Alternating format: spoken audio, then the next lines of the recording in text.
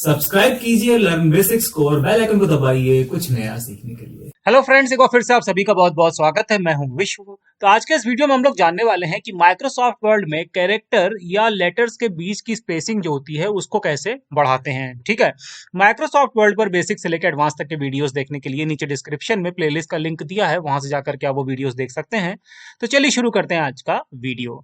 तो देखिए, कैरेक्टर्स या लेटर्स के बीच की स्पेसिंग बढ़ाने के लिए सबसे पहले आपको वो लेटर या कैरेक्टर सेलेक्ट करना होगा जिसकी स्पेसिंग आप बढ़ाना चाहते हैं। तो मान लीजिए कि यहाँ से लेकर के यहाँ तक हमने ये पूरा टेक्स्ट या पूरे वर्ड्स जो हैं वो सेलेक्ट कर लिए। ठीक है, उसके बाद हमको जाना है होम टैब में। तो यहाँ देखिए लेफ्ट हैंड साइड में यहाँ मिलता है हमें होम टैब, इस पर हमने क्लिक किया।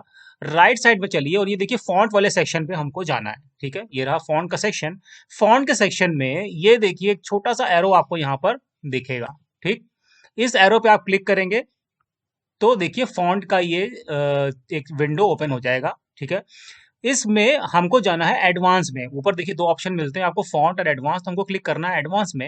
एडवांस में देखिएगा यहाँ पर स्पेसिंग का ऑप्शन आपको मिलता है। स्पेसिंग अभी नॉर्मल पे है, इसके ड्रॉप डाउन पे क्लिक करिए और यहाँ पर एक्सपेंडेड पे क्लिक कर दीजिए।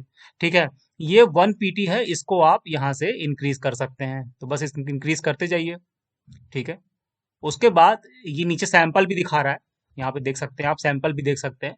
मान लीजिए हमने 5.8 pt यहाँ पर इंक्रीज कर दिया। ठीक, बस इतना ही करना है। उसके बाद नीचे से ओके बटन आपको दिख रहा है। जैसे ही आप इस पे क्लिक करेंगे तो आप देखेंगे कि जो कैरेक्टर्स या लेटर्स के बीच की स्पेसिंग है वो बढ़ जाएगी। तो चलिए ओके पे क्लिक कर देते हैं। ये देखिए, ठीक है ना, जो कैरेक्टर्स या लेटर्स के बीच की स्पेसिंग थी वो बढ़ गई। ठीक है।